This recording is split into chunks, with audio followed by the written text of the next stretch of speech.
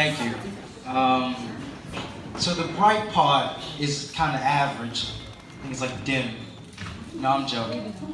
But I have a good word for you guys. I'm not really a preacher, but I am an activist, so let's get this started. On this Good Friday, we reflect on the tears that the Lord shed as he accepted the ultimate sacrifice in the Garden of Gethsemane, death. Death for the life of all mankind, black, white, yellow, red, and brown, man and woman, Jew and Gentile, elder and child. Christ bared that cross on his shoulders with lashes on his back as he was walking to Calvary while being humiliated, being spat upon, being called names, being unheard. By those he was sacrificing his life for. I'm sure the Christ could have used his blessings to obtain power and wealth, but what he chose was freedom and life and love for all people. The philosophy of service and sacrifice is culminated in the book of Mark, chapter 8, verse 36, where the Lord states, "What good is it for man to gain the world, but forfeit his own soul?" Amen. I bring this to your attention because this is at the core of my message to you today. The title of my word, pastor, Christian, fellow youth members, my brothers and sisters in the congregation, is called Service and Sacrifice, like the Christ. My name is Julian Alexander Adiola Hemmings, and I'm a community activist and a student at Morehouse College. 8 months ago, I created an organization named New Deal Democrats, and in 8 months, we fed 100 people out of the West End. We registered 200 people to vote in the Atlanta University Center. We created a clothing drive for people hit by a tornado in Alabama, which killed 23 people. And we went out to Alabama to see the wreckage and pain that tornado brought to them.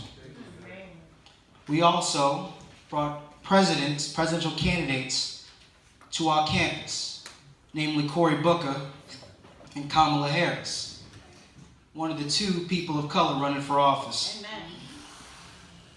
And so I came to you today, not as a student who's all talk, but as a young man who loves and cares about this community. And it is my greatest honor to stand before you. However, I must admit that none of it would be possible without the God who led the Jews out of Egypt. Amen. Without the God who broke down the walls of Jericho. Without the God who made a boy defeat a giant.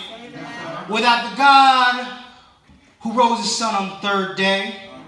Without the God who allowed Martin Luther King to stand on the mountaintop. This God embodied love and calls us all to sacrifice and serve like the Christ. Brothers and sisters, we are at a crossroads where we have to make some serious choices about the future. We congregate at this moment to spark a movement that will fight for a district, a city, a state, a nation, and a world that believes in love and freedom for all. A nation that ensures that her sick are given the right to health care.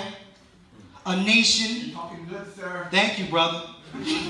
A nation and a society where if you work tooth and nail, you are not living in poverty. Right. A society where the color of your skin does not make you a target. A society where people do not discriminate against you because of your gender. Yet this society will not just come without a little bit of work, without us serving and sacrificing, without us going out to vote, without us protesting, without us coming back to our communities. Often, I gotta be honest with you, a lot of our brothers and sisters with these fancy degrees and fancy jobs, forget where they come from. All right. And that's not right, because we have to come back and build up, because that is our duty, because you guys built so much and put so much into us. And this, my brothers and sisters, is what it looks like to sacrifice and serve like the Christ. Thank you guys very much. Amen. Show more love than that. Come on,